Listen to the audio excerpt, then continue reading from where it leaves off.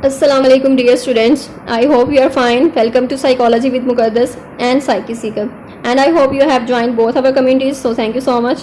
This is lesson number 20 obsessive compulsive and related disorders. और इसके बारे में प्रीवियस जो है वो हमने लेसन में डिस्कवर किया था ऑब्सेसिव कंपल्सिव डिसऑर्डर को, होर्डिंग डिसऑर्डर को, and next is trichotillomania, hair pulling disorder से कहते हैं। और ट्रिकोटिलोमेनिया में क्या होता है कि आप जो भी इंडिविजुअल होता है जिसको ये डिसऑर्डर होता है वो अपने बाल खींचता है और वो अपने स्कैल्प के बाल, अपनी आईब्रोज, अपनी आई लैशेज़ और दूसरे पार्ट्स ऑफ बॉडी से उसे जो है वो बाल खींचने की बीमारी होती है।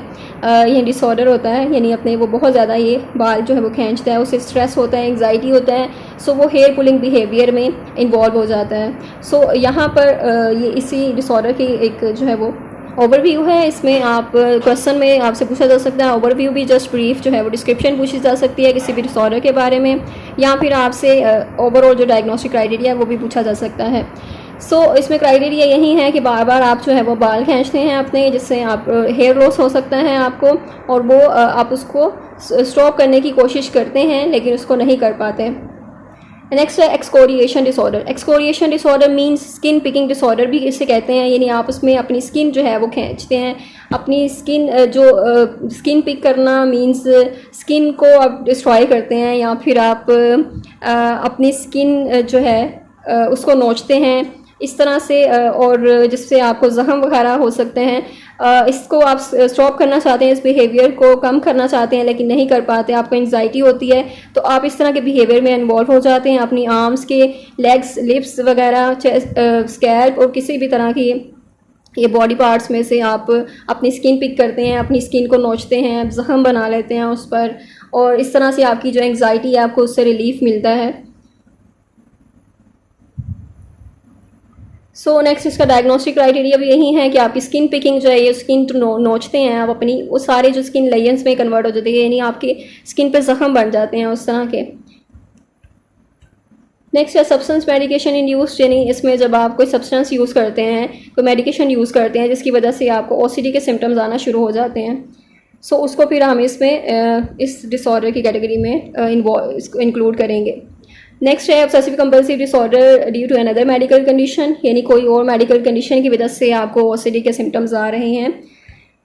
एंड नेक्स्ट उसके स्पेसिफाई है कि ऑब्सेसिव कंपल्सिव डिसऑर्डर है, उसके जैसे सिम्टम्स हैं, या अपीयरेंस ऑफ प्रीऑक्यूपेशन है, मींस आपको बॉडी डिस्मॉर्फिक डिसऑर्डर के सिम्टम्स आ रहे हैं, या होर्डिंग डिसऑर्डर के सिम्टम्स आ रहे हैं, या हेयर पुलिंग के सिम्टम्स आ रहे हैं, स्किन पिकिंग के सिम्टम्स आ रहे हैं। तो ये चेक करना है कि मेडिकल की कंडीशन में कौन से जो है वो सिम्टम्स आपको शो हो रहे हैं। देन अदर स्पेसिफाइड में हम देखते हैं, उसमें हम रीजंस जो है वो देखते हैं कि उसका रीज़न क्या है, जो आपका क्राइटेरिया फुलफिल नहीं हुआ उसका रीज़न क्या था। अनस्पेसिफाइड में हमारे पास रीज़न नहीं होता और हम उसको इमरजेंसी की सूरत में जो है वो कर देते हैं, उसको इंक्लूड कर देते हैं उसमें। Aetiology of obsessive compulsive disorder means आपकी जो ओसीडी है उसके कॉजेज़ क्या हैं। So genetic and physiological factors उसमें इन्वॉल्व हैं, जिसमें आपका ब्रेन के कौन से एरियाज इन्वॉल्व हैं उसके बारे में बताया है। इन्वायरमेंटल फैक्टर्स कौन से हो सकते हैं, आपके फैमिली से रिलेटेड या सोशल लाइफ से रिलेटेड।